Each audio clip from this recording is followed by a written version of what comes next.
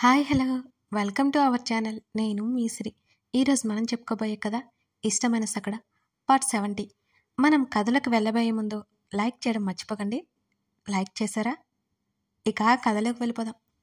మర్నాడు ఉదయం దగ్గర నుంచి వేద అసలేం మాట్లాడకుండా ఉండడంతో తిక్కలేచింది హర్షకి. ముఖ్యమైన లగేజ్ పట్టుకుని రెడీగా ఉండగా వచ్చాడు విజయ్. ఇద్దరిని హత్తుకుని దూరం జరిగి, అరే నేను ఎయిర్పోర్ట్ వరకు వస్తాను రా అన్నాడు విజయ్. ఎయిర్పోర్ట్ ఇక్కడ లేదు కదా, పర్లేదు రీలా, వెళ్ళిపోతాం. మళ్ళీ నీకు 5 hours వేస్ట్ అవుతుంది. విజయ్ భుజం మీద చేయి వేసి చెప్పాడు హర్ష. నేను వచ్చేస్తాను రా అక్కడికి, విజయ్ బెంగగా చెప్పాడు. ఇద్దరూ చిన్నగా నవ్వారు. నెక్స్ట్ మంత్కి మీ ముందు ఉంటాను, చిన్నపిల్లల్లా చెప్పాడు విజయ్ వాళ్ళతో. భారంగా వీడ్కోలు పలికి బాగ్డోగ్రా ఎయిర్పోర్ట్కి స్టార్ట్ అయ్యారు హర్ష, వేద ఇద్దరు. వేద అతనంత పిలుస్తున్నా ఆమె పలకలేదు. అతనితో మాట్లాడలేదు. ఇంకా విసుగొచ్చి మొబైల్ తీసుకుని గేమ్ ఆడుకుంటూ ఆమెను పట్టించుకోనట్టే ఉన్న హర్షని చూసి ఒళ్ళు మండింది వేదకి. అయినా ముఖం నల్లగా పెట్టుకుని కూర్చుంది వేద. ఆవేశంగా ఫోన్ వైపు చూస్తున్న ధరణి తలను తన వైపుకు తిప్పుకొని కాల్ కట్ చేశాడు అని అన్నాడు గగన్. వాడు అబద్ధం చెప్తున్నాడు, నేను చెప్పేది నిజం.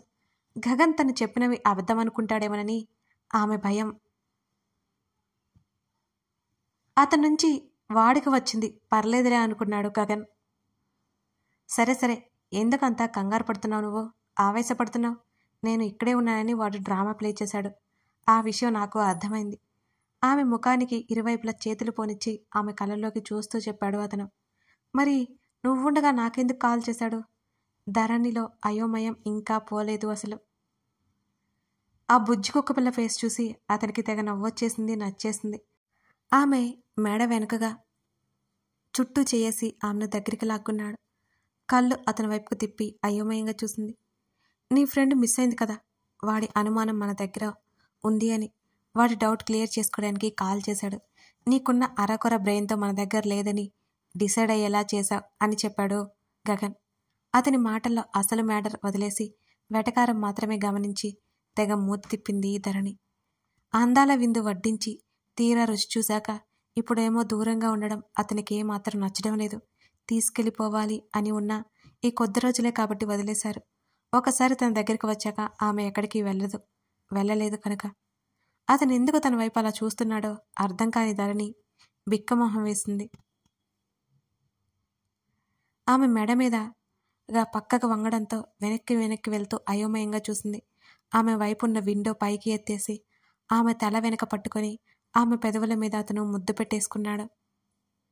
అసలే పెద్ద పెద్ద కళ్ళు అతని చర్యకు మరి కాస్త పెద్దవయ్యాయి. కన్నిరెప్పలు రెపరెపలాడిస్తూ కళ్ళు గట్టిగా మూసివేసింది ధరణి. అతను అంత గాఢంగా ముద్దు పెట్టుకుంటుంటే ఊపిరి ఆడలేదు ఆమెకి. ఒక చెయ్యి అతని భుజం మీద వేసి మరొక చేత్తో అతని చొక్కా కాలర్ పట్టుకుంది. అతని పెదవులు కాస్త దూరం జరగగానే నెమ్మదిగా కళ్ళు తెరిచింది ధరణి. రోడ్డు మీద ఉన్నాం, నెమ్మదిగా వచ్చింది ఆమె స్వరం. ఎప్పుడొస్తున్నావు అడుగుతూనే సరిగ్గా కూర్చుని ఆమెను దగ్గరికి లాక్కున్నాడు అతను. ఇప్పుడే వస్తాను, తీసుకెళ్తే. ఆమె సమాధానానికి ఇంప్రెస్ అయిపోయాడు అతను. కుదరదు, నాకు నెక్స్ట్ మంత్ స్టార్టింగ్ ఇంటర్వ్యూ ఉంది, ధరణి ముద్దుగా చెప్పింది అతనితో. అతను కళ్ళు చిన్నవి చేసి చూశాడు. ఉదయ్ కంపెనీ కాదు అని ధరణి నవ్వింది. చంపేస్తా, ఆ థాట్ మానేయిక. కసిరి ఆమెను వదిలి విండో దించి డ్రైవర్ని పిలిచాడు. అంటే నేను ఇంట్లో ఊరికే కూర్చొనా? మూతి తిప్పింది. అంతగా చించేది ఉంటే నాతో పడురా, డాడ్ ట్రైన్ చేస్తారు నాకు పిఏగా, సన్నటి నవ్వుతో చెప్పాడు. డ్రైవర్ వచ్చి కార్ స్టార్ట్ చేశాడు. నేను అస్సలు రాను అంది టక్కున. ఏం, శాలరీ ఇస్తాలే, అదే నవ్వుతో అన్నాడు. అతని ఆ నవ్వుకి ఆమె పెదవులు సన్నగా విచ్చుకున్నాయి. జాబ్ చేయకపోతే ఏం, బోలెడు థాట్స్ ఉన్నాయి నాకు, 2 చేతులు దగ్గరికి పెట్టుకుని గాల్లోకి చూస్తూ చెప్పింది ధరణి. ఏంటి కొత్తగా ఎలా ప్రాబ్లమ్స్ తెచ్చుకోవాలి అనే కదా? అతని స్వరంలో వెటకారం ఉట్టిపడింది. చిచి కాదు, తర్వాత చెప్తాను. ఇంకో 10 daysలో మాత్రం ఇంటర్వ్యూ ఉంది, వస్తున్నా అంది. వాళ్ళు మాట్లాడుకుంటుండగానే ఎయిర్పోర్ట్ వచ్చేసింది. సరే మరిరా, సర్ప్రైజ్ ప్లాన్ చేద్దాం అనగానే ఆశ్చర్యంగా అతని వైపు చూసింది. ఇద్దరు కారు దిగి లోపలికి నడిచారు. సర్ప్రైజ్ ఏంటి అర్థం కాలేదు నిజంగానే ఆమెకి. అది చెప్పరు. ఎక్కువ బయట తిరక్కు. తోడు లేకుండా బయటికి అసలు వెళ్ళొద్దు. ఆ విషయాలు చాలా గంభీరంగా చెప్పాడు. అలాగేనంటూ బుద్ధిగా తలాడించింది. మరో 2 నిమిషాలు మాత్రమే అతనితో ఉంది. ఇక బయలుదేరు ఆమెకు చెప్పడంతో ఇష్టం లేకుండానే ముఖం పెట్టి, ఇంకా నువ్వు వెళ్ళలేదుగా, ఉంటాను అంది ధరణి. నోరు మూసుకుని మర్యాదగా పో. అతని మాటలకు రొసరొసలాడుతూ బయటికి నడిచింది ధరణి. డ్రైవర్కి ఫోన్ చేసి చాలా జాగ్రత్తగా చెప్పి ఆమెను పంపాడు గగన్. ఆ రోజు సాయంత్రం అందరూ హాల్లో కూర్చుంటుండగా ధరణి మెల్లిగా టాపిక్ బయటకు తీసింది. ప్రకాష్ పక్కన కూర్చుంది. ఎవరో ఒకరి సపోర్ట్ కావాలి కదా ఇప్పుడు. మరి ప్రకాష్ తనకి సపోర్ట్ చేస్తాడని ధరణికి కూడా తెలుసు. డాడీ, నెక్స్ట్ మంత్ ఫస్ట్లో నాకు ఇంటర్వ్యూ ఉంది అంది మెల్లిగా. అప్పటికే తల్లి వాడి చూపులు విసురుతుంటే అసలు తల్లి వైపే చూడలేదు ధరణి.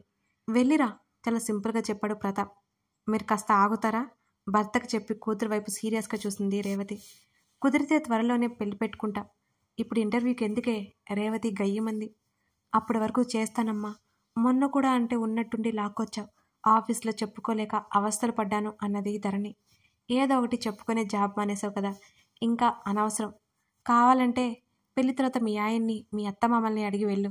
రేవతి ఛాన్స్ లేదన్నట్టు చెప్పేసింది. ఆ మాటకి ధరణి సిగ్గుతో తల ఎత్తలేదు. తన తల్లి మాటలు వింటుంటే తల కొట్టుకోబోయి కూడా ఆగిపోయింది ధరణి. ఏంటో ఈ అమ్మ ఎప్పుడూ ఇంతే, అందరి ముందు ఇరికించడంలో ముందుంటుంది అనుకుంది ధరణి. మీరైనా చెప్పండి మావయ్య, పక్కనే ఉన్న ప్రకాష్ చేతిని పట్టుకుని అడిగింది ధరణి. వెళ్ళనివ్వు రేవతి, ప్రకాష్ వెంటనే చెప్పాడు. మీరంతా దాని మాటలు వింటే అంతే సంగతి. చెప్పండి అన్నయ్య, పెళ్ళి ఎప్పుడు పెట్టుకుందాం? ధరణిని ఏమాత్రం పట్టించుకోకుండా మాట్లాడడం మొదలుపెట్టింది రేవతి. పోనీ మన ఆఫీస్కి రారా, నువ్వు ఏం చేయాలంటే అది చేద్దువు, మేనకోడల్ని తలనిమురుతూ అన్నాడు ప్రకాష్. గగన్ మాటలు గుర్తొచ్చి రాను అన్నది కంగారుగా. ఆ పని చేయి, బాగుంటుంది. రేవతి కూడా టక్కున చెప్పింది. అబ్బా, నువ్వు మధ్యలో రాకసలు, నేను ఇంటర్వ్యూకి వెళ్తాను, మన ఆఫీస్కి అయితే అస్సలు వెళ్ళను అన్నది తల్లిని చూస్తూ. ఎందుకురా? ప్రకాష్ నవ్వుతూ అడిగాడు. అందరూ తెలిసిన వాళ్ళే ఉంటారు కదా మావయ్య అంది ధరణి. ఉంటే ఏమైంది? నాకు ఫ్రీగా ఉండదు. సరే నీ ఇష్టం. తన మావయ్య మాటలకు సంతోషంగా చూసింది ధరణి. ధరణి, నాకెందుకు నువ్వే వెళ్తావనిపిస్తుంది అని నవ్వుతూ అంది మాలవిక. ఎందుకత్తా? నిజంగానే ధరణికి అర్థం కాలేదు. ఏమో నాకు అనిపిస్తోంది మాలవిక చెప్పడంతో వెళ్ళినప్పుడులే అనుకుంది ధరణి. గగన్కి కాల్ చేయడానికి తన తల్లి మొబైల్ తీసుకుని సైలెంట్గా రూమ్లోకి వెళ్ళిపోయింది. వాళ్ళు మాటల్లో వాళ్ళు ఉండగానే రాత్రికి ఇంటికొచ్చారు హర్ష, వేద. కొడుకు ఎన్నాళ్ళ తర్వాత రావడంతో జానకి చాలా సంతోషంగా ఉంది. జయరామ్కి అలాగే ఉన్నా కొడుకు తన బాటలో రాలేదనే చిన్న కోపం ఉంది. కానీ తన కొడుకు సక్సెస్ చూసి అది కూడా ఈ మధ్యనే పోయింది. వేద జానకి మాటల్లో పడిపోయారు. హర్ష తండ్రితో ఓ మాట మాట్లాడి తల్లి భార్య దగ్గరికి వెళ్ళిపోయాడు. ఇక నేను ఒకటి ఉన్నాను, పట్టించుకుంటారా? చిరాగ్గా చెప్తూ తల్లి పక్కన కూర్చొని భుజం మీద తల పెట్టుకున్నాడు హర్ష. కొడుకు జంప మీద చేయికి పోనిచ్చి ఏమైందిరా అని అడిగింది నవ్వుతూ. మీ ఆయన ఏంటి అలా చూస్తున్నా నన్ను? ఇష్టం లేదా రావడం అని అన్నాడు హర్ష. అవేం మాటలరా? నువ్వెప్పుడొస్తావని ఎదురు చూస్తున్నాడు ఆయన కూడా. పిచ్చి పిచ్చి ఆలోచనలు తీసే అంది కొడుకుని కసురుతూ జానకి. ఎప్పుడు ఏం మాట్లాడాలో తెలియదు అని లోపలే అనుకుని హర్షని చాలా సీరియస్గా చూసింది వేద. ఆమె చూపులు పెద్దగా పట్టించుకోకుండా తల్లి దగ్గర గారాలు పోవడం మొదలుపెట్టాడు హర్ష. ఇంతకీ మీరు హైదరాబాద్ ఎప్పుడొచ్చారు అని అడిగాడు. నేను వచ్చి మొత్తం క్లీన్ చేయించాను హర్ష. మీరు వస్తున్నట్టు నాకు వేద వారం రోజుల క్రితమే చెప్పింది అని కొడుకు తల నిమురుతూ అంది జానకి. వేద వైపు ఆశ్చర్యంగా చూశాడు. అమ్మని ముందే అన్నీ ప్లాన్ చేసి చెప్పా పెట్టకుండా లాక్కొచ్చేసిందన్నమాట అనుకున్నాడు మనసులోనే. ఈ ఫ్యామిలీ మీటింగ్లో నన్ను మీరు మర్చిపోయారు అని గొంతు వినిపించి తల తిప్పి చూశారు ముగ్గురు. రారా, ఇంతకీ తమరెప్పుడు యుఎస్ నుంచి దిగారు? తమ్ముని చూస్తూ ఎదురు వెళ్ళి హత్తుకున్నాడు హర్ష. 1 మంత్ అయింది అంటూ అన్నగారిని కౌగిలించుకుని చెప్పాడు అతను. ఎలా ఉన్నావు వదిన అడుగుతూనే వేద పక్కన వచ్చి కూర్చున్నాడు అతను. నేను బాగున్నాను, నువ్వు చెప్పాలి, ఎలా ఉన్నావు ఆదిత్య అని అడిగింది నవ్వుతూ వేద. సూపర్ వదిన, మీ అందరినీ బాగా మిస్ అయ్యాను అంటూ వెళ్ళి తల్లికి మరో పక్కన చేరి భుజం మీద తల పెట్టుకున్నాడు ఆదిత్య. మన హాస్పిటల్స్ అన్నీ ఆదినే చూస్తున్నాడు అని అన్నాడు జయరాం. వీన్ని పొగడడానికి మాత్రం ముందుంటారేనా గొనిగాడు హర్ష. హర్ష చేతి మీద ఒక్కటేసింది వేద ఆగమన్నట్టు. అంతరాయానికి క్షమించాలి. మీ అందరికీ చిన్న విజ్ఞప్తి అండి. మన సిరి ఆడియో స్టోరీస్తో పాటు సిరి డైరీస్ అనే ఛానల్ ఉంది అండి మనకి. మీ అందరి సహకారంతో, సపోర్ట్తో ఆ ఛానల్ నేను స్టార్ట్ చేశాను. కానీ నేను ఆశించినంతగా మీ సపోర్ట్ అయితే నాకు లేదు. ఆ ఛానల్లో విలన్ అనే స్టోరీ ప్రెజెంట్ రన్ అవుతోందండి. అంతేకాదు లీలావతి, ప్రేమ మజిలీ అనే 2 స్టోరీలు కూడా ఎండ్ అయిపోయాయి. విలన్ స్టోరీ కూడా త్వరలోనే ఎండ్ అయిపోతుంది. కాస్త చిన్న స్టోరీనే. మీరు ఆ ఛానల్ సపోర్ట్ చేస్తేనే కదా నేను ఇంకా పెద్ద లాంగ్ సిరీస్, ఇలాంటి ఇప్పుడు ఈ ఛానల్లో ఇస్తున్న పెద్ద సిరీస్లు, అలాంటి romantic love stories, family stories నేను తీసుకురాగలను. అలాంటివి తీసుకురావాలంటే మీ సహకారం నాకు కావాలి కదండి. సబ్స్క్రైబ్ చేసుకోవడం లేదు అసలు. ఇక్కడ 20K మెంబర్స్ పైనే సబ్స్క్రైబర్స్ ఉన్నారు కదా. అట్లీస్ట్ అక్కడికి ఒక 5K కూడా వెళ్ళట్లేదండి. ఒకసారి ఆ ఛానల్లో కథలు చూడండి. ముందు సబ్స్క్రైబ్ చేసుకొని పెట్టుకోండి. మీకు అందులో కథల నోటిఫికేషన్స్ వస్తుంటాయి. మీకు తప్పకుండా నచ్చుతాయి. ఇవి నేను రాసినవే, అవి నేను రాసినవే. ఇవి కొంచెం లాంగ్ సిరీస్లు, అవి కొంచెం షార్ట్. నేను ఆ ఛానల్లో కూడా పెద్ద సిరీస్ తీసుకురావాలనుకుంటున్నాను. కానీ మినిమం 10K సబ్స్క్రైబర్స్ కూడా నాకు లేరన్నమాట. కొంచెం సబ్స్క్రైబర్స్ వస్తే బాగుంటుందనేది నా ఫీలింగ్. చూడాలి. ఇవాళ మీ అందరికీ ఈ విషయం అయితే చెప్పాను కదా. మీరు తప్పకుండా సబ్స్క్రైబ్ చేసుకుంటారని నేను అనుకుంటున్నానండి. నేను మళ్ళీ చెక్ చేస్తాను. మీరు తప్పకుండా సబ్స్క్రైబ్ చేసుకుంటారు కదా. చేసుకుంటారని నేను ఆశిస్తున్నాను. Thank you. చేసుకోవాలి మరి, అసలు మర్చిపోవద్దు. సరేనా? కిందే డిస్క్రిప్షన్లో ఆ స్టోరీకి అదే ఆ ఛానల్కి సంబంధించిన లింక్స్ ఉంటాయి. ఒకసారి వెళ్ళి చూడండి. ఇక కథలోకి వెళ్ళిపోదాం. మర్చిపోకుండా చూడండి. ఓయ్ సూపర్ వదిన, మీ అందరినీ బాగా మిస్ అయ్యాను అంటూ వెళ్ళి తల్లికి మరో పక్కన చేరి భుజం మీద తలపెట్టుకున్నాడు ఆదిత్య. మన హాస్పిటల్స్ అన్నీ ఆదినే చూస్తున్నాడు అన్నాడు జయరాం. వీణ్ణి పొగడ్డానికి ముందుంటాడు ఈయన గొనిగాడు హర్ష. అతని చేతి మీద ఒక్కటేసింది వేద. వేద వైపు గుర్రుగా చూశాడు హర్ష. ఎప్పుడు ఏం మాట్లాడాలో తెలీదా నీకు అని అతని చెవి దగ్గర గొనిగింది వేద. నువ్వు ఆపు, లేకపోతే నా ముందు పిల్ల బచ్చాగాన్ని పొగుడుతుంటే నాకు కాలుతుంది అని చిరాగ్గా చెప్పాడు హర్ష. వేద ఇక ఏం మాట్లాడలేదు.